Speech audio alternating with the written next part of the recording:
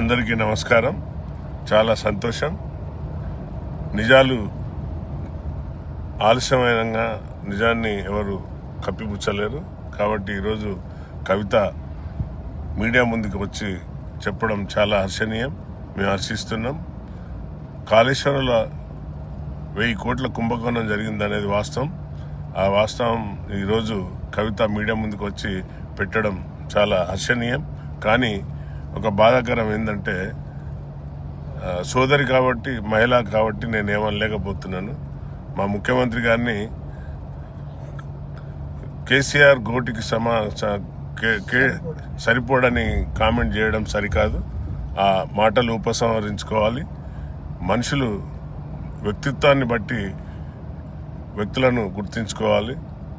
ఈరోజు తెలంగాణ యావత్ ప్రజలు రేవంత్ గారిని మా ముఖ్యమంత్రిగా చూడాలనుకున్నారు.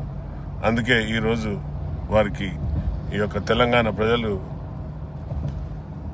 రాజ్యాన్ని అప్పగించినందుకే ఈరోజు నిజాలు నిస్సగ్గుగా నిజాన్ని బయట తీసిన ఘోష్ కమిషన్కు మేము హర్షిస్తున్నాం. ఘోష్ కమిషన్ ఏదైతే ఇచ్చిన రిపోర్ట్ను ఎలాంటి పార్టీ అతీతాలకు భేషజాలకు పోకుండా దానిని నిండు సభలో వివరంగా వివరించి ఈరోజు దాన్ని సిబిఐకి అప్పగించడం జీర్ణించుకోలేని టీఆర్ఎస్ ఎలియాస్ బీఆర్ఎస్ పార్టీ తొత్తులు గొర్రెలు అది చెత్త కమిషన్ అంటూ సభ నుండి వాకౌట్ చేసిపోయిండ్రు. కాబట్టి యావత్ తెలంగాణ ప్రజలారా ఇప్పుడన్నా గుర్తించుకోండి.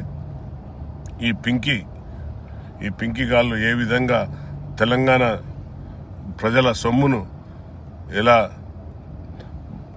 నాశనం చేశారు, తెలంగాణను, బంగారు తెలంగాణను అనేది ఇప్పుడన్నా ప్రజలు గుర్తించాలని నేను మీడియా ద్వారా మీ అందరికి తెలియపరుస్తున్నా.